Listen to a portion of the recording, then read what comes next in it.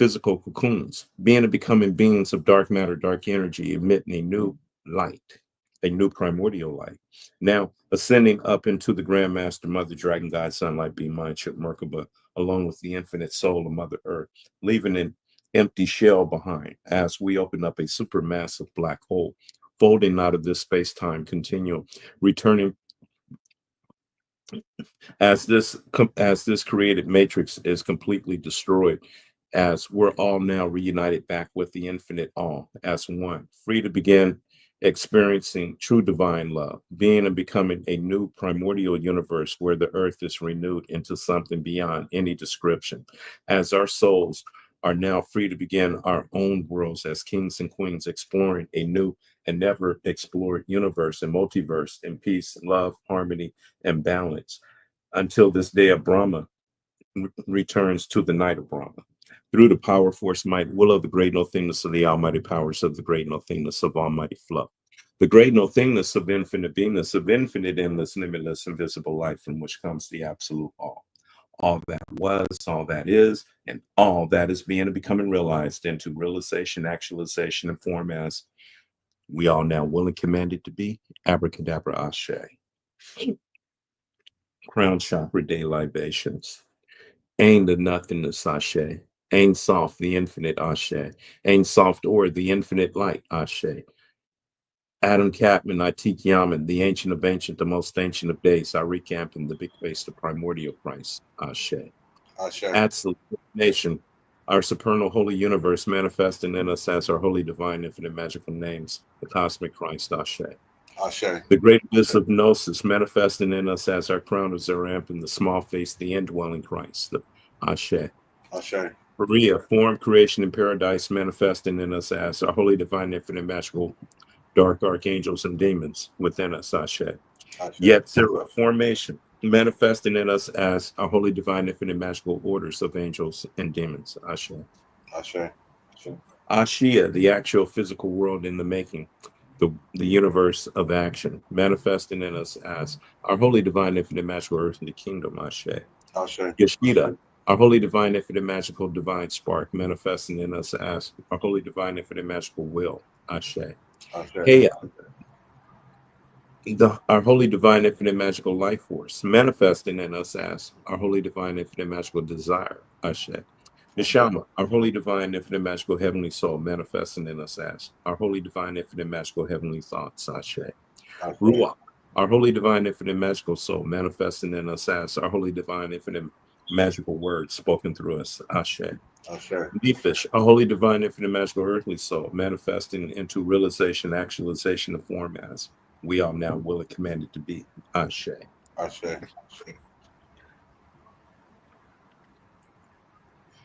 Cather, the supernal crown, Ashe. Ashe. Chakma, wisdom, the supernal father, Ashe. Bana, understanding and intelligence, the supernal mother, Ashe. Dot, the great abyss of gnosis, Ashe. Kased, mercy, Ashe. Gabora, judgment, Ashe. Tifrit, beauty, Ashe. Netzik, victory, Ashe. Ashe. Had, glory, Ashe. Yasad, foundation, Ashe. Malkut, the kingdom, Ashe.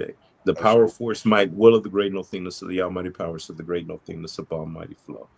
The primordial cosmic flower constantly blooming the absolute all into being. Ashe. Islam. Ashe.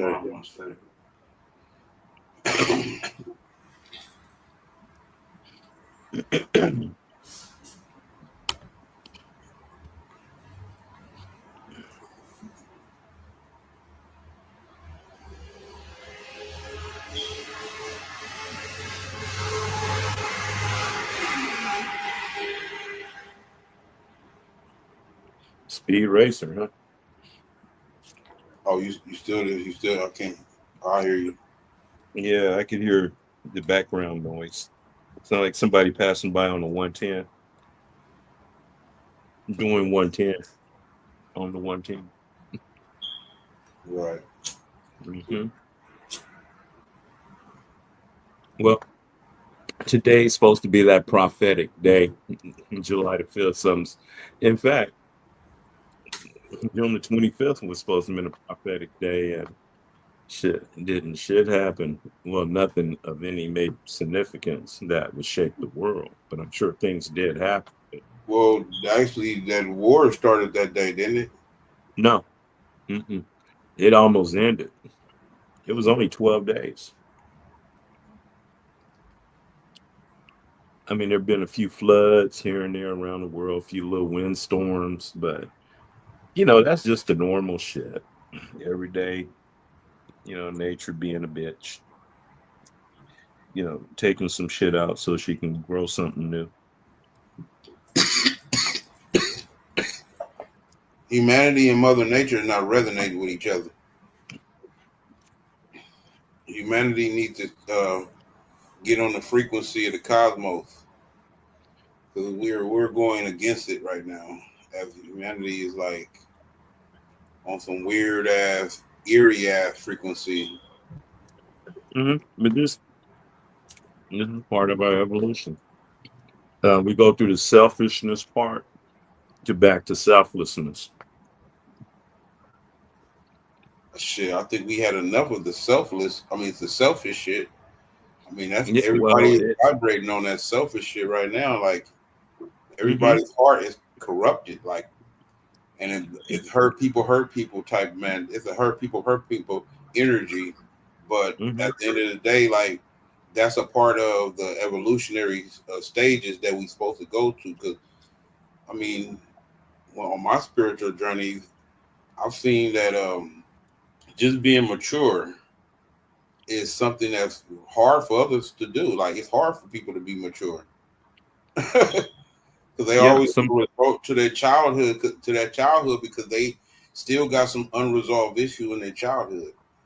Well, I was listening to some Blavatsky, and she was talking about our shadow self, and it's that negative part of us. Well, it's a part of us, but when we put things off that we should do, and when we should be disciplined, and we decide to be lazy, we feed that part of us. And as we feed it more and more and more, it gets stronger and stronger and stronger, and it takes over your will. I think a big part of our journey is to build character, build a sense of integrity, right? Because hmm that is going to prevent the demons from having their way with you. You're supposed to be able to control your demons and not have them control you. Or figure out a way to balance, be the point in the middle. You The are the demons point. don't. You are the balance. Yeah, yeah, You we are are. the balance. Well, The balance comes when you master yourself. hmm yeah, become a scale of balance. Mm. Check, However, hold up. yeah, Check out this video right quick. For okay. you, for you, for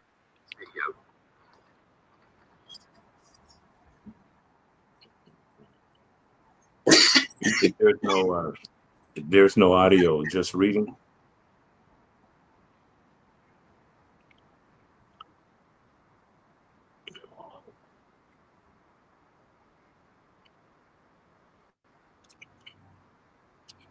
There's no audio.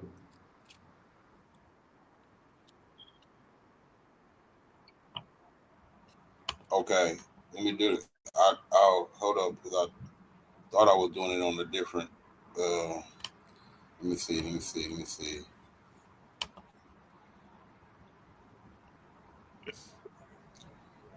Uh,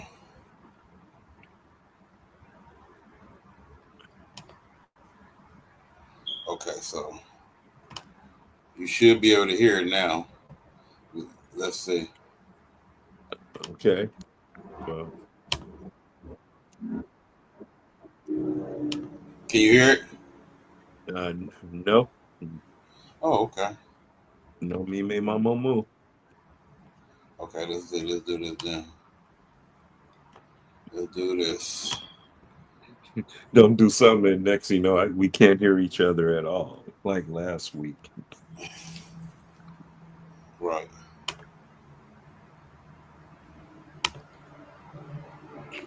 Okay. Do you got this right here on your interface where it say present or invite? Let's see. I got leave studio, present, settings. Let me go to settings and see. Camera, audio, virtual background, mirror, touch, appearance, standard, definite. No, I don't have that. If I do, I haven't found it.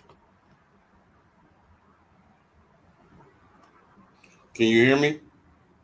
Loud and clear. I can hear you too. Well, we're still in business. Can you hear On me? with the show. Loud and clear. I can hear you still too. So let's Okay. see.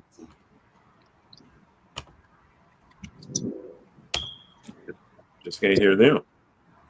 I ain't playing it yet. Oh, well, that's why I can't hear them. We are going to learn all about the Treaty of Fees. If you like this content, don't forget to leave a like and hit the subscribe button. The Treaty of Fees, officially the treaty concluded between France and Morocco You can hear it now? Yes, loud and clear. Thank you.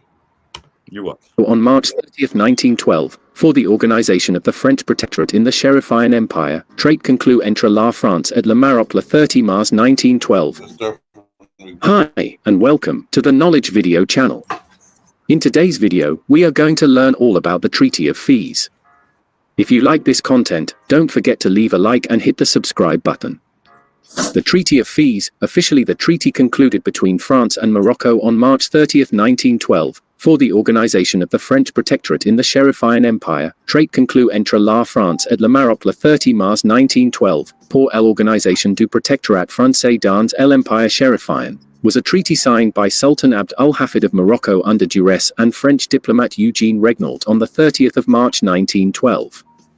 It established the French Protectorate in Morocco, and remained in effect until the Franco-Moroccan Joint Declaration of March 2, 1956. For the record, I'm playing this with fair use.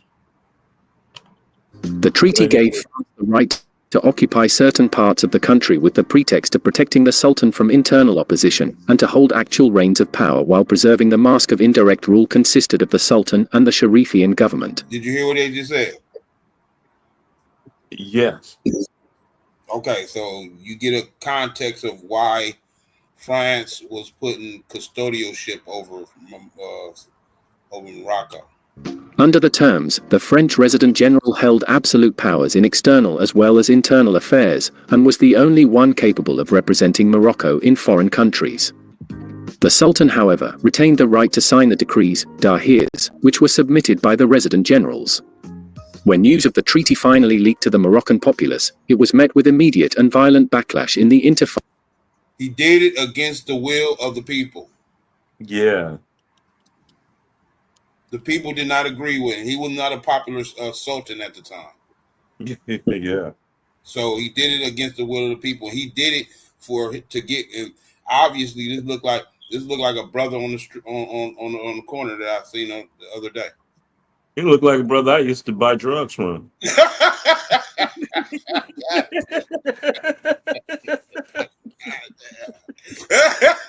Right. Right. Chico, nigga named Chico.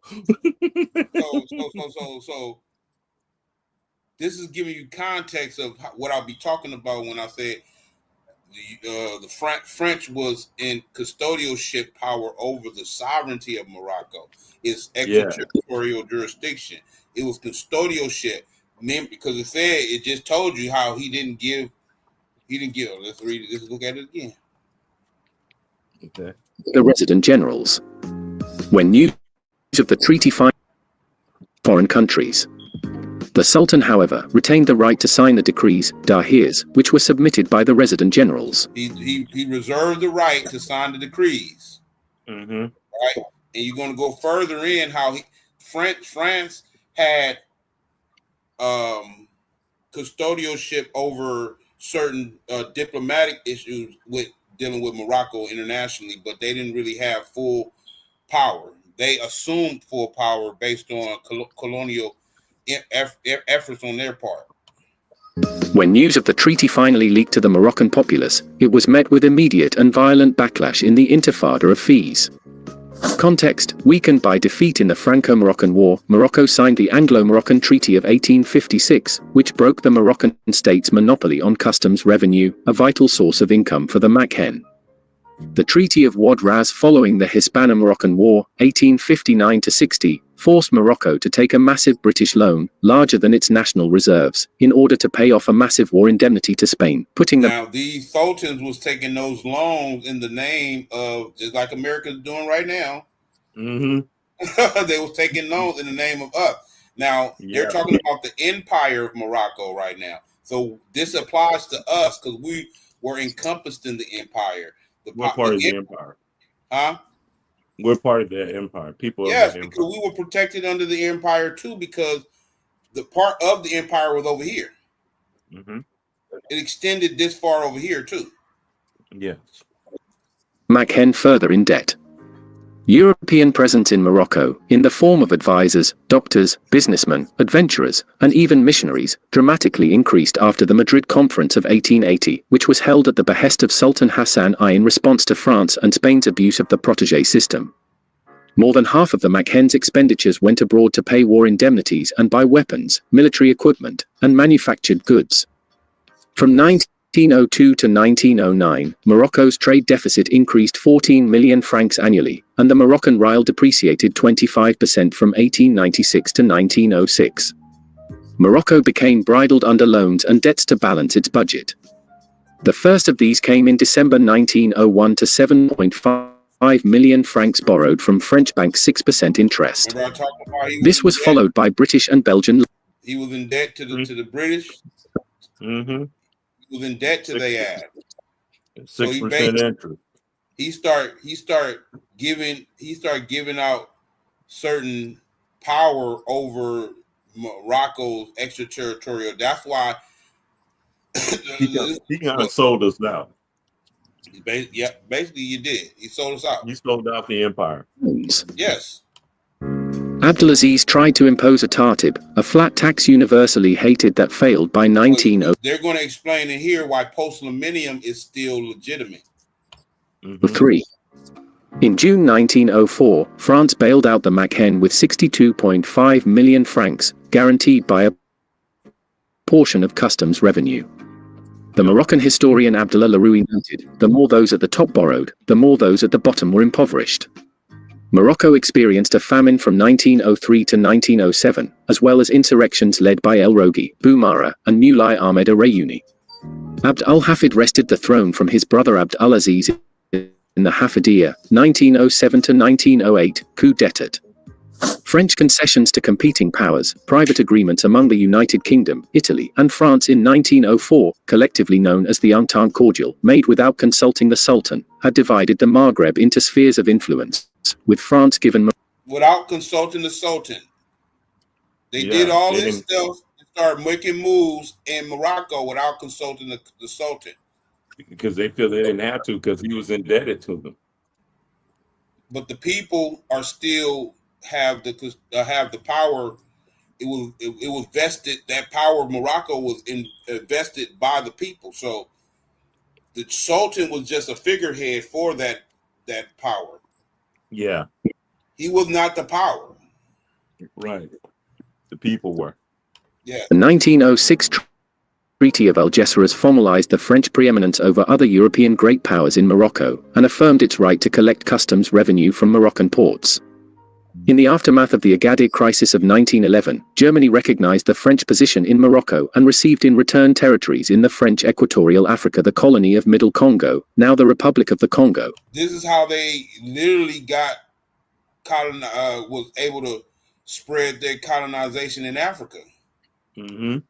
The land, known as New Cameroon, became part of the German colony of Cameroon, part of German West Africa, although it lasted only briefly because it was captured by the Allies during World War I. As part of the treaty, Germany ceded France a small area of territory to the southeast of Fort Lamy, now part of Chad. Makhen view, in Morocco, the young Sultan Abdelaziz acceded in 1894 at the age of 16, and Europeans became the main advisors at the court, and local rulers became more and more independent from the Sultan. Sultan Abdelaziz was deposed in 1908. Moroccan law and order continued to deteriorate under his successor, Abdel Hafid, who abdicated in favor of his brother Youssef after signing the Treaty of Fez. Makhen officials believed the protectorate system in Morocco would resemble British Egypt, with substantial autonomy in domains such as internal administration and justice. However, the Treaty of Fez was modeled after the Treaty of Bardo of May 12, 1881, which made Tunisia a French protectorate and severely limited the Bey's authority. Woo! You see? You see what you hear them? They saying they limited the Bey's authority. Now the Bey's authority, because that's a birthright. That's not just some. I mean, of course, it was a governmental authority, but where did the government get their power from? The people. Exactly. So they're talking about through these governments is the people's power that's being wielded around for the benefit of Europe at the moment. Interim government, led by Abdel Hafid's brother, Zine al-Abidin, who was promoted Sultan in Meghns on April 17, 1911, also put pressure on Abdel Hafid. Eugene Regnault, minister plenipotentiaire of France in Tangier, arrived in Fez on March 24 after long meetings in Paris with the Treaty of Fez in his possession. In March 1912, negotiations at the royal palace in Fez between Sultan Abd al-Hafid of Morocco and Eugene Regnault were interpreted by Abdelkader Benhabrit, who was then working as the translator at the French legation in Tangier. That's where they got us. You hear what they just said? Yeah. The translator. Okay. The French translator translating customs from Moroccan customs and translating it into French. That's where the constructive language come in. The negotiations on March 29, held with the French military surrounding the city, lasted for 6 hours from 6 p.m. until midnight, and they culminated in the signing of the Treaty of Fez, which established the French protectorate in Morocco on March 30. Effects: France gained authority over non-Moroccan citizens in legislative, military, foreign policy and jurisdictional transactions, though nominally leaving the Moroccan government in control of its own citizens. You hear that? They were in control of non-citizens of Morocco, but the government was still in the hands of the people. Right? So they had every right to set up. This is what they're talking about the post-millennium, because we have the right to apply, reestablish the government, right? Yeah. And that inherent power of Morocco is an inherited power. It's not like a government has control of that power. No, the people. They got legal control over it, but the people are still inherited to us. So it's trumping these legal apparatuses that set up, right? The Treaty of Fez, that whole core deal that they created illegally against the Sultan permission. They didn't give the Sultan permission to create this shit. Yeah, they went behind his back. Huh? They went behind his back. Right, and this is a lot of funny business going on with this protectorate of Morocco. There's a lot of funny business going on. But we seeing that they didn't get full authority over Morocco. They were just in charge of the trade aspect. You know what I'm saying? They was in control of that shit, and that was the point. The Sultan was able to, if you ask me, was basically entrapped by the French government to take on those loans. Right? So now they took on the loans. It opened them up to negotiations on, you know what I'm saying, getting some of that power, that power extended to the European nations, getting some of that power extended to France, Spain, getting some of that power. That's a power. This is why. Why are they so interested in Morocco? This is what most people can't wrap their minds around. Is why is Morocco so goddamn important? I thought it was just this nation on the west coast, the west coast of Africa, the northwest coast of Africa. No, it's bigger than that.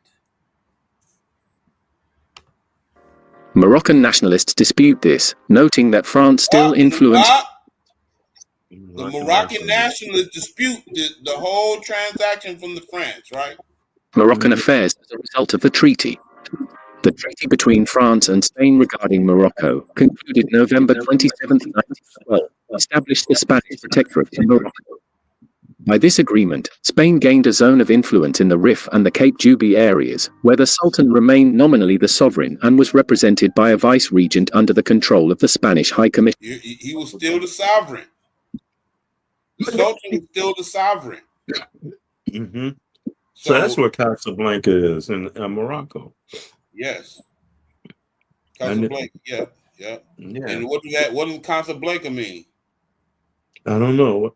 Casa, doesn't that mean house? Yes. Blanca. White House. Oh, White House. White House. Yeah, Blanca. Because you know the etymology. If you go into the etymology, Blanca, which leads to Blanca, means tainted. That means whitened, whitish. Mm-hmm. That's why you can even associate black with tarnish, with white. Look it up. The etymology, because you were about to say black is black, and then it is black. Black, Blanca is a derivative of black too. Yeah, it's a derivative, but it's actually white. It's called white. It's called White House. It's basically White House. Casablanca is White House. Oh, okay. So you can say that same thing about that place, that big White House in 1600 Pennsylvania, huh? They were trying to duplicate the whole, symbolically duplicate the whole thing, bro. That's all they doing is they don't know this stuff. Our ancestors taught them this stuff, man. Oh, so all they can do is duplicate everything that they've been taught. Oh, they're just following their parents. Their step parents.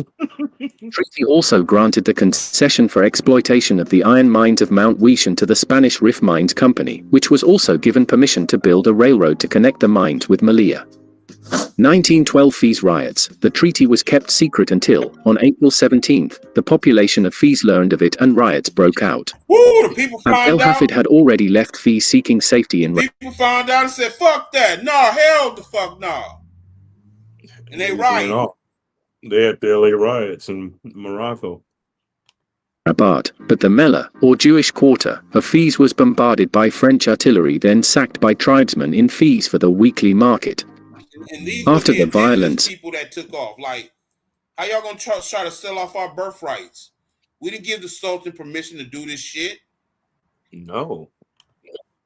Resident General Hubert Lyautey decided to make Rabat the capital instead of Fez. Moroccan resistance to French colonialism continued after the Treaty of Fez, with the Zion War and the Rif War, for example. Congratulations, you made it to the end of this video. You are now officially an expert in the Treaty of Fez. If you want to become... I just played that right quick so people can get some type of context on when we speaking on Morocco, when we speaking on that is our political mother. Morocco is our political mother. And now you can understand the context of how the Europeans are intertwined. It's the fall of one man and his earthly existence that brung down a whole empire. Yeah, his bad dealings, making bad bets. But the light at the end of the tunnel is the sovereignty of Morocco is not France to own. Yeah. France does not own it. Spain does not own it. They're just holding it custodial. They're holding it because of the debt Mm-hmm. as collateral. Mm-hmm. So all we will have to do is create, reestablish the government, reopen up the diplomatic channels, Yeah. right, and Yeah. do it and renegotiate these treaties in the interest of our. First of all, we coming back to the international community as a pre-existing state. Right. So everything that we just seen in that history Mm-hmm. is because the Sultan made decisions in the name of the people that the people didn't agree to. Right. Yeah. So that we will have to revisit that history to get things back in order. Mm-hmm. You know what I'm saying? Yeah. It's important we know stuff like this. But to most of our people, this would be irrelevant. I mean, at the end of the day, this is what people will say. Oh, that doesn't relate to us because that's Morocco. This whole misconception of Morocco is on the other side of the land. They don't understand that it's an empire and it spans beyond its borders and all that stuff. And it's all And type of concepts you have to understand before you can even grasp just a small portion. Most people would grab this and be like, Moors, we're not Moors, we're the Moors. I mean, if you calling yourself so-called black, you are Moor. because That's that's who they that's the were badge. describing. That's the badge. That's the badge. Yes, you're describing a Moor. Whenever you call yourself black, you're describing a Moor. Yes, that's who they say we It's a were. descriptive. It's not a. And this is how you call a black bag, a black this. It's descriptive in nature, but it's describing an actual noun, which is a Moor. Mm-hmm. Mm. So this is where people get confused. If you calling yourself black, you're a Moor. Kill more. You're a Moor. Mm-hmm. But Period. they'll swear they're not. They'll swear they're not.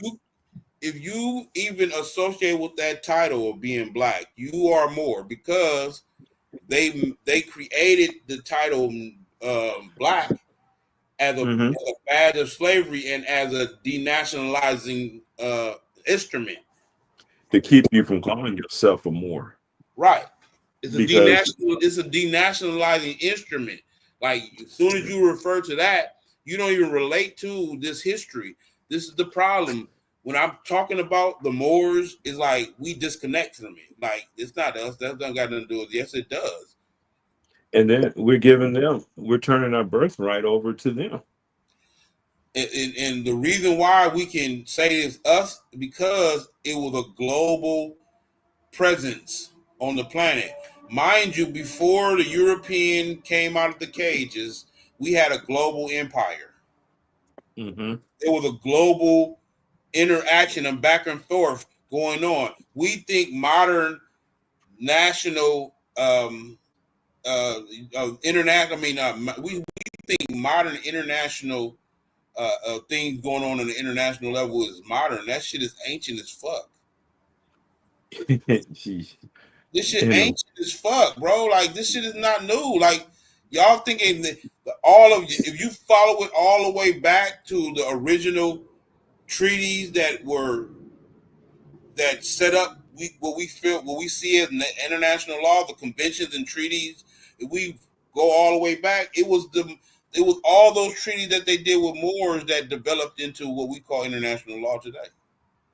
mm, The Europe, all of the treaties that the European nations did with the Moorish nations were the foundation for what we see as international law today. mm-hmm. Those conventions, those treaties, those memorials that set as precedent of international law. This is what we're standing on today. And what's the trip? Okay, the Sultan, he sold us out in 1912, November of 1912. Shit, a year and 1 month later, the goddamn Federal Reserve Bank was born on Jekyll Island after that. Right, because the European nations had resources that they can commoditize. They didn't like we just saying, this is where this whole pansy operational way of operating in an economy, because they never had the resources like today. They don't have any oil, but they're able to create a value and bank and create collaterals and bank value off of that to create a dollar called a petrodollar. Oh, so they loan against the assets. Yes.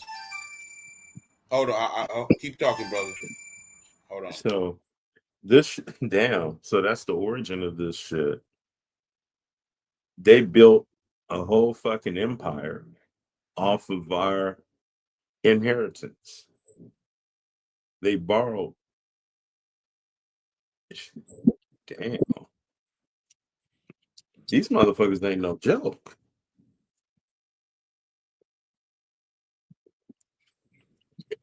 These cockazoids are something else.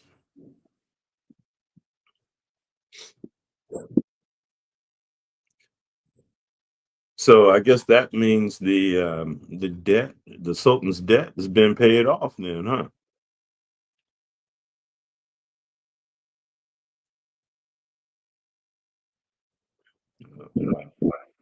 Yeah, near me.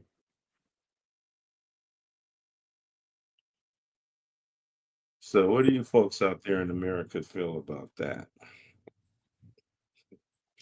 Damn, this Ponzi scheme been going on for a long time.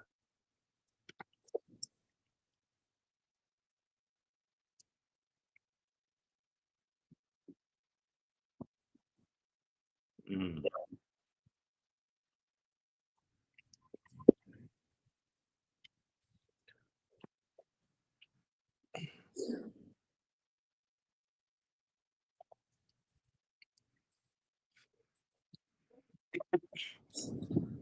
Well, that's why it's so important for us to understand the principle of post-millennium, which is the application of international law.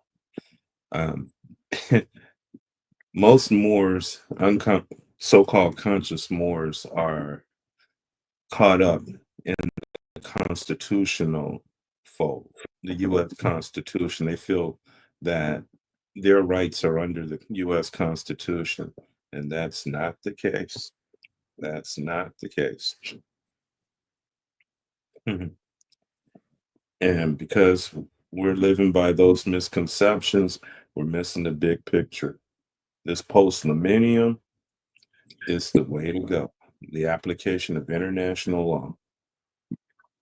This goes beyond the U.S. jurisdiction. This goes beyond the U.S. or the U.S. government. But to present that claim, that means we have to be more mature than we've been. Well, we're getting there. There's a lot of us. I'm saying for myself, based on what I'm hearing with Abdullah, with this movement, man, it's happening. It's happening. Okay, yeah. But it's like, man, we really got to get serious. And I don't play no games with people. Now that's why a lot of people like really kind of they don't like me. A lot of people don't like me, man. I'm like, You don't sugarcoat nothing. huh? You don't sugarcoat. I tell you, you catch more bees with honey than with vinegar, but I don't, I don't, sometimes I don't give a fuck about catching no bees though. That's the problem. yeah, you I just want. want a different I'm effect, I'm in, I'm motherfucker. interested in getting us to recognize that we're acting like children, and we at this point like we're vulnerable of hell. If we are a nation, I mean, I'm Mhm. using that word loosely because I know we don't feel like we are a nation. then we're doing the total opposite of what a national group of people should be doing. Absolutely. Man, because Yeah. my thing is, I've pointed out a number of things, like when we were talking in the class today, and I was like, it ain't about lack of knowledge. Before you can even get to lack of knowledge is to even recognize that you need the knowledge. People don't even think Yeah. we need this. They're not even interested in that. Like, that's not the farthest thing from people's mind is self-sustainability. First of Farthest all, thing from people's mind is post-millennium and how to operate in their own government and shit. That's the mhm, farthest thing from most of our people's mind. a lot of people, Sean, they look down on knowledge anyway. They do. All Christian and Islam. That's crazy. I've talked Yeah. to brothers who are Muslims, and it's like they are anti. It appears like based on conversation, it appears like they're not ready to hear anything outside of their doctrine. Yeah.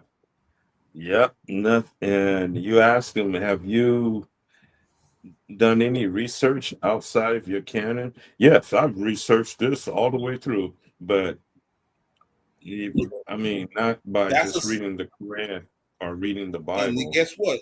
And guess what? That's a sign of immaturity when you can only see things from a biased perspective.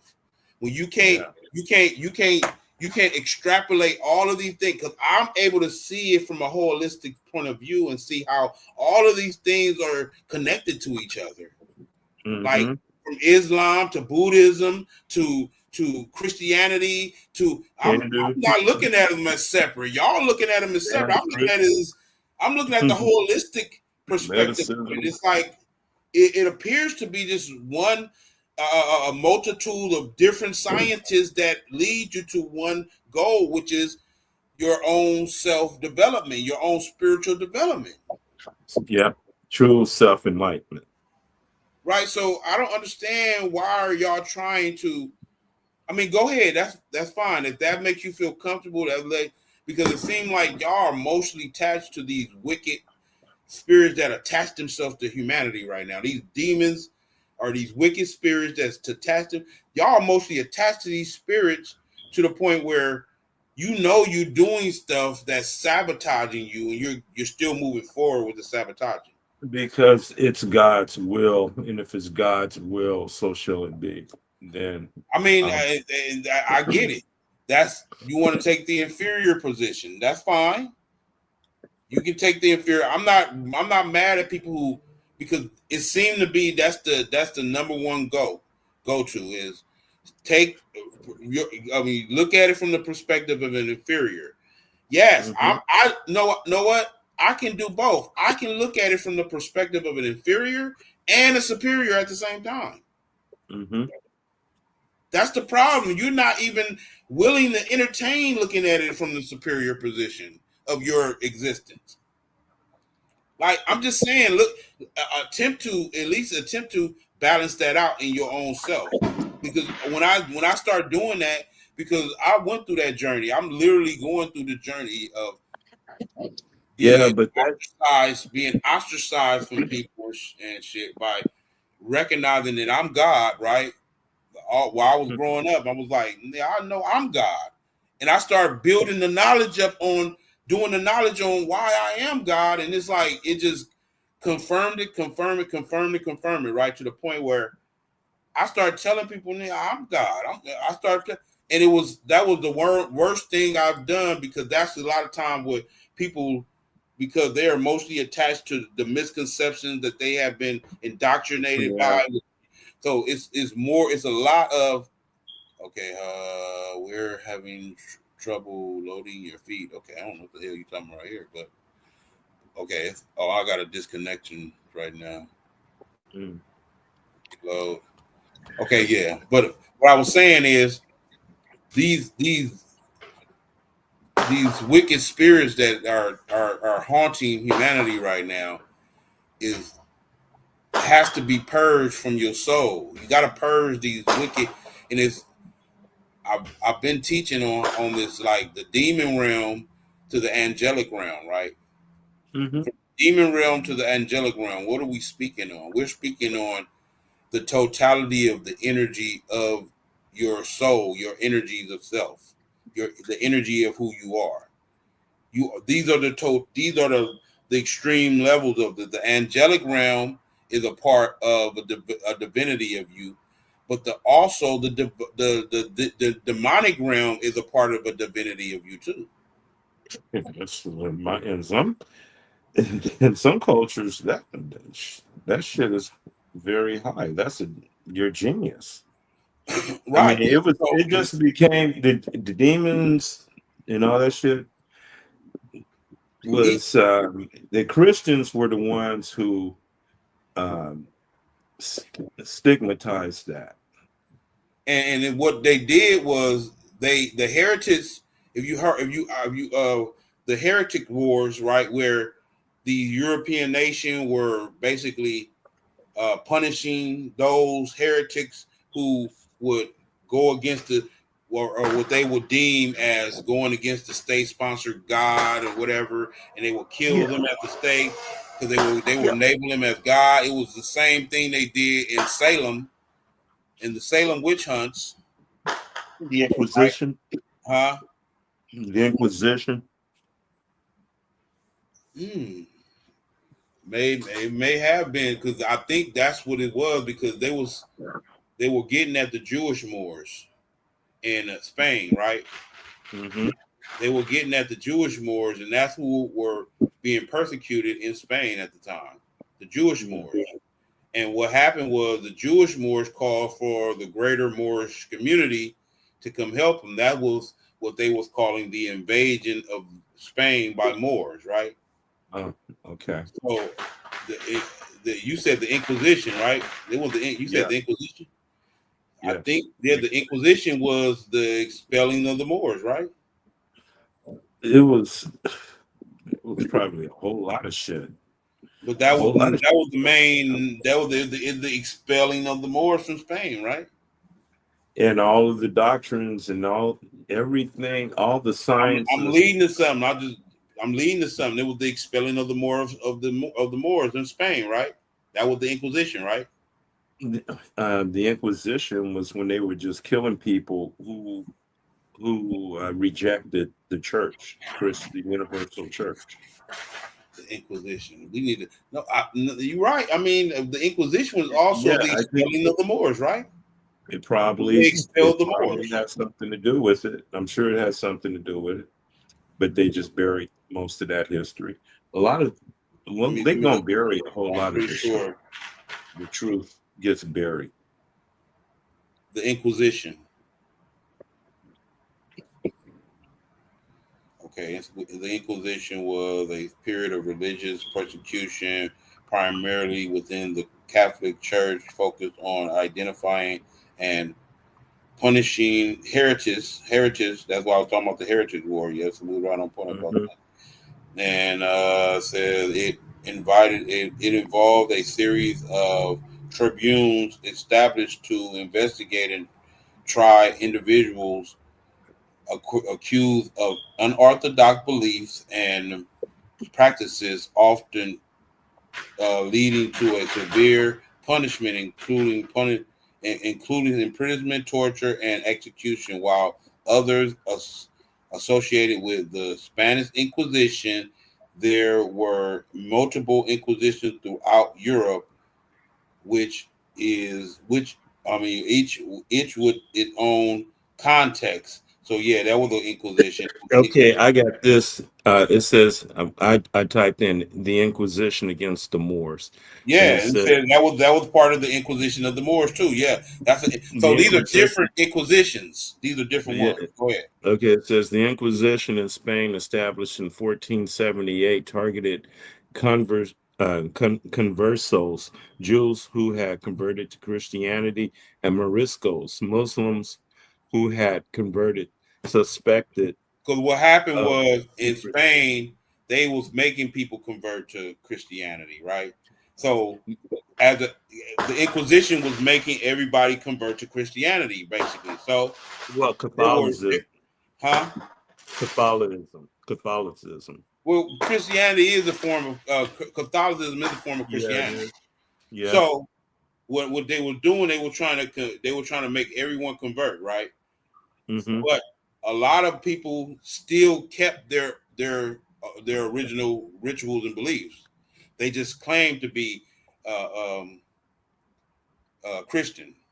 In the public, they claimed, but behind closed door, they were still Well, practicing actually, their rituals. Right now, the uh-huh. thing about it is, these rituals were like some of the ancient, archaic practices of the ancient world that, like, for example, you got Sunni Muslim is you got Sunni Islam, and you got Sunni Islam, and then you got Shiite Islam, right? Was it Yeah, Shiite? Shiite Muslims.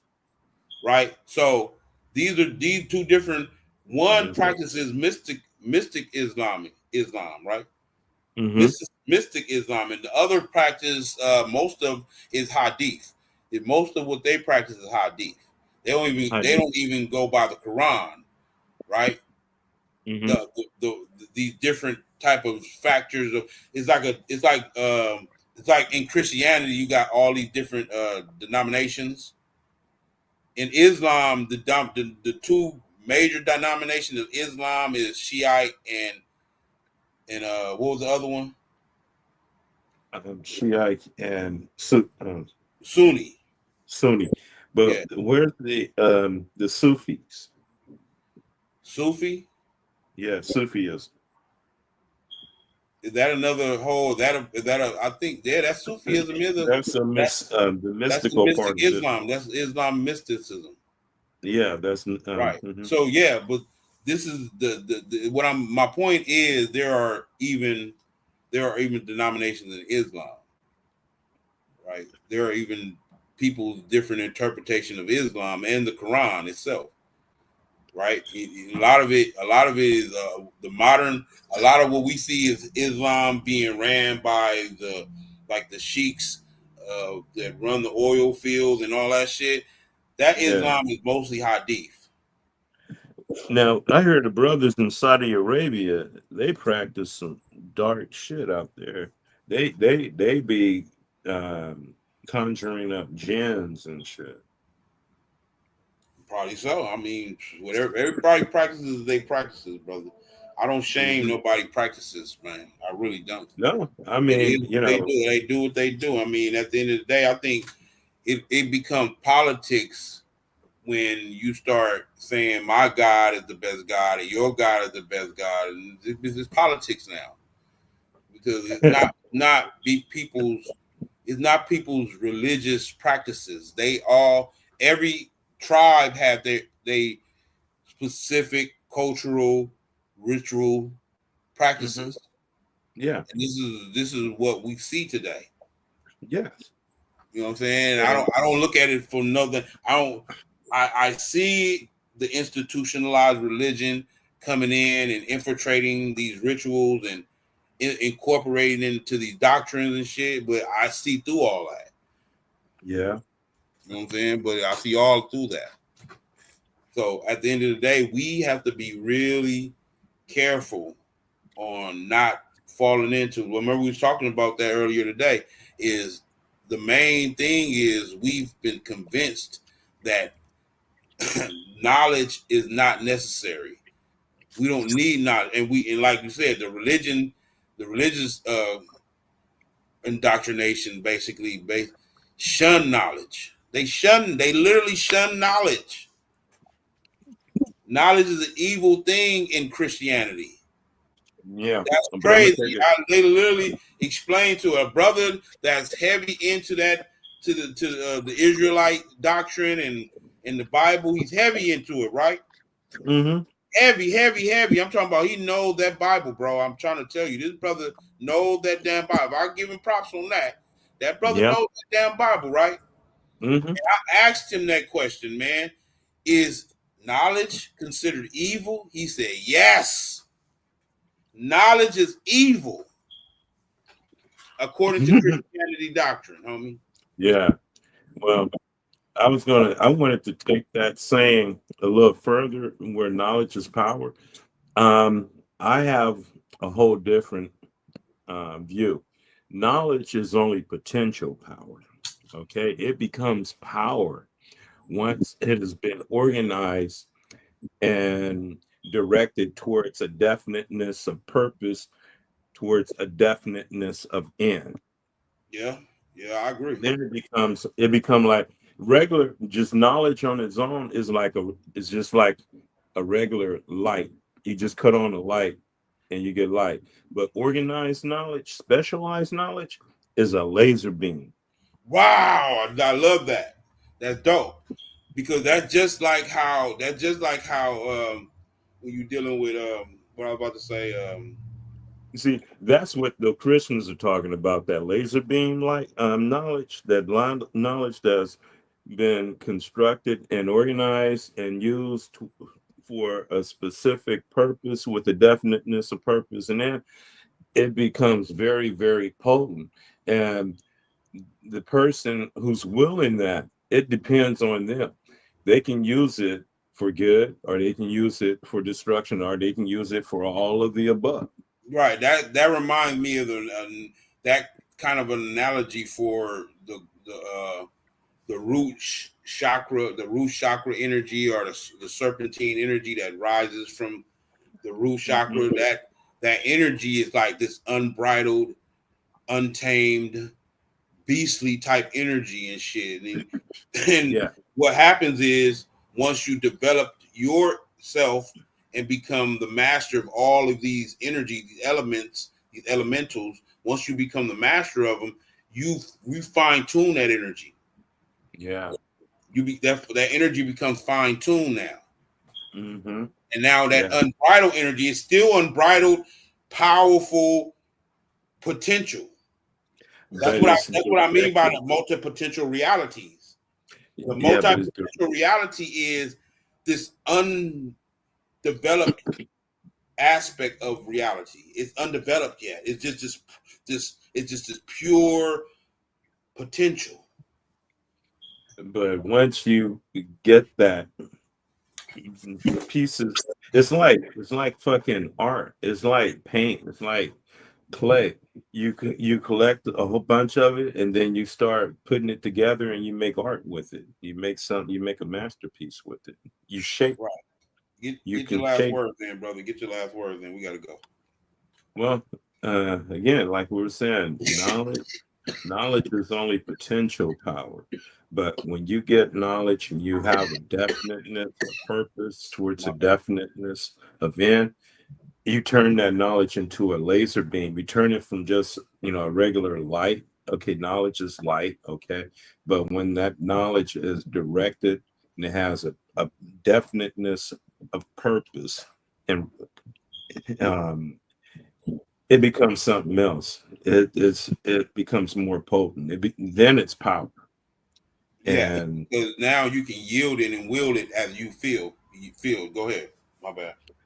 yeah, because a lot of universities, they have professors who possess a great amount of general knowledge. Okay, you have general knowledge and specialized knowledge. Generalized knowledge, you can use that for just Trivia. I can egotistically brag about what I know, but that's yeah. Go ahead. okay, but specialized knowledge, Uh huh. which is directed towards a definiteness of purpose, Yes. towards a Yes. definiteness Thank of you. end, that's deadly. Yeah. That's the shit that they're And afraid of. that's exactly what they're afraid of right there. Yeah. And they're Right. really going to be afraid of us conscious Moors wielding that sword. And That's a sword. That's the Excalibur. right. Hmm. You finished? Yeah. Yeah. I'm finished. Okay. Okay. So yeah, I'm glad you just said that because it led to my final thoughts as the fact that potential, right? Hmm. It can't even be potential to those who are not even aware of it. Like you're not even. I can say you not only aware of it, but you're not even interested in the power that is potentially there. Like you're not even interested in, like you don't, that's steps you got to take, because if you ain't even at the step where you even see the potential, it's like it's hard. It's hard for to even talk to people like that. Like They're not there yet. it is, because a lot of people are already beat. They already beat. Yeah. They already beat. They like, I'm already beat. I'm just assimilating to, I'm already conquered. Yeah. And we haven't been conquered, y'all. And they're just waiting to be. Morocco was not conquered. It's the only state that has not been conquered. It has been, it's under colonization, under the discovery doctrine, but they're, like you just said, they're the ends to addressing that state, that particular state that that Morocco was in at the particular moment. You can address that and alleviate that state that it's in right now. We post-millennium, y'all. Yeah. Y'all got to study post-millennium, meaning wartime law, international law, peacetime international law, right? We are under wartime international law based on discovery. So they said they discovered this land, and the people are not claiming it through an organized government. You can't just claim it just saying we're indigenous and this is our land. No, you have to claim it through an organized body, a organized state. We have to claim that. Other than that, they're not going to take our claim serious at all. Never. And I'm talking about an organized state, an organized body that is a pre-existing state that came back online and reopened up the diplomatic channel and came back to the international community as this pre-existing state.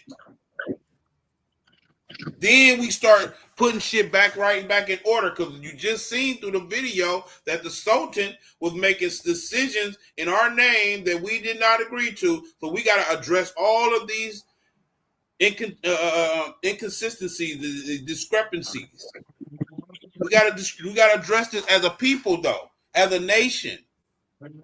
Well, first they have to be brought aware of it. Like you just played the video, so now people, or whoever watched that, is aware, and they can go back and see it again and again, or get references and do their own research from there. So you did plant a seed. The seed has been planted tonight. And we out. Good night.